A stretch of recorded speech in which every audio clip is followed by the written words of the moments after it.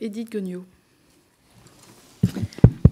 Monsieur le ministre, écoutez, je veux saluer tout d'abord votre engagement pour créer une nouvelle dynamique au sein de votre ministère et je crois aussi une dynamique au niveau des territoires. Moi, à l'heure où les valeurs de la République sont quand même bousculées, ou à l'heure où nous voulons tisser des liens de cohésion sociale, où on veut renforcer la citoyenneté, je trouve que le centenaire, c'est l'occasion de se servir de cette histoire pour construire une société, comme vous l'avez évoqué, apaisée, mais réfléchie et responsable. Alors, en tant que parlementaire, nous sommes les élus de la nation avec une responsabilité sur la République. Nous devons porter un message auprès de nos populations, auprès des jeunes. Et vous avez évoqué le rôle des parlementaires de l'époque. Et je crois que nous avons tous une responsabilité, on a tous un message à porter sur nos territoires. Et c'est vrai que pour rebondir par rapport à ce qu'a dit M. Guillotot, on n'est pas associé dans les comités départementaux. Donc ça, c'est vrai que c'est indispensable pour qu'on puisse... Enfin, alors on s'engage individuellement, mais je trouve que pour que l'élu de la République soit aussi reconnu, ça va de pair avec l'action que mène le ministère.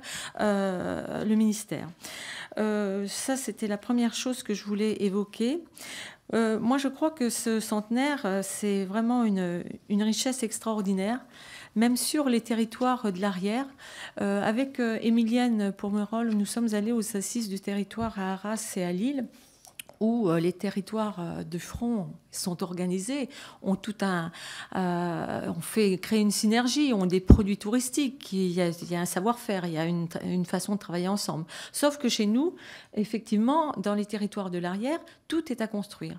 Et moi, je suis très optimiste parce que j'ai vu depuis quelque temps, depuis que le centenaire est lancé, une synergie, une motivation, une dynamique avec des hommes et des femmes qui composent notre territoire et qui veulent mettre en place des animations, mais qui vont rechercher des collectes. Et ce lien intergénérationnel, on l'a vraiment. Donc, alors je pense que aussi, ces territoires-là n'attendent pas non plus des subventions d'État pour faire des choses. C'est ça aussi le message qu'il faut faire passer. Alors, il y a des beaux projets qui peuvent être soutenus, parce que rien que le fait que le projet soit labellisé, c'est déjà une reconnaissance et je crois qu'il n'y a pas forcément une attente de soutien. Et moi, je voulais savoir aussi quelle était peut-être la boîte à outils qu'on pourrait avoir à la destination des territoires de l'arrière, peut-être une exposition itinérante, peut-être, alors vous avez parlé, un livre numérique. Moi, la semaine dernière, j'étais dans une école, dans une classe CM2, les enfants sont enthousiasmés, ils ont besoin de quelques outils. Donc, est-ce qu'un livre numérique ou les clés USB, comme l'a rappelé Marie Régal, pourrait être à la disposition? Alors le travail, mais tout a été dit déjà, que les parlementaires pourraient initier avec des thématiques aussi bien avec l'Europe de la défense, mais aussi, il y a le volet femmes, il y a le volet santé, il y a le volet sport, et je pense qu'on est quand même 577 parlementaires et que ce serait très intéressant que chacun puisse apporter sa pierre à l'édifice pour développer cette dynamique. Moi, je voulais rappeler, mais peut-être Émilienne, tu vas parler du groupe de travail de tourisme de mémoire qu'on a mis en place depuis mars 2013. Alors, nous avons fait des auditions, nous avons fait quelques réunions, mais ce petit groupe de travail, alors moi, j'appelle les parlementaires qui sont présents aujourd'hui, s'ils veulent venir nous retrouver pour qu'on puisse porter des initiatives, et ce serait peut-être intéressant qu'on puisse, à un moment donné, travailler aussi sur un pass touriste de mémoire à l'échelon de la France, puisque quand vous êtes touriste, vous ne savez pas si vous êtes dans tel ou tel département, mais vous faites du tourisme et que l'objectif, c'est bien de faire d'itinérance. Donc, ce serait peut-être des suggestions que nous pourrions faire au ministre Sylvia Pinel du tourisme. J'avais ça à voir avec vous, et j'avais aussi... comment on peut donc optimiser les territoires de l'arrière? Ça, je vous en ai parlé. Et je voulais savoir si vous aviez une évaluation sur les contrats de destination Grande Guerre, Est-ce qu'il y en a beaucoup qui sont mis en place? Est-ce qu'aujourd'hui c'est trop tôt pour avoir cette évaluation? Et puis, alors, le centenaire, donc le ministère s'est engagé, donc moi, je trouve ça extraordinaire, mais comment on peut pérenniser cette dynamique après les temps forts qu'il y aura après le centenaire, puisque je trouve que on a une richesse extraordinaire sur notre territoire, il faudrait pouvoir s'en servir, mais s'en servir à long terme, bien sûr, pour transmettre à nos enfants, à nos petits-enfants, mais en faire une véritable dynamique pour la France. Merci.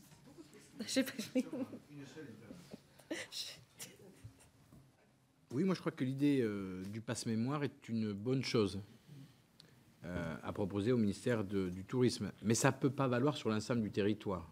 Même s'il y a plus de 1000 musées aujourd'hui, ça va être quand même concentré plutôt sur les zones où il y a des grands lieux, parce que les gens qui vont venir, hein, aussi bien de l'étranger que nos concitoyens, vont aller quand même sur les grands lieux.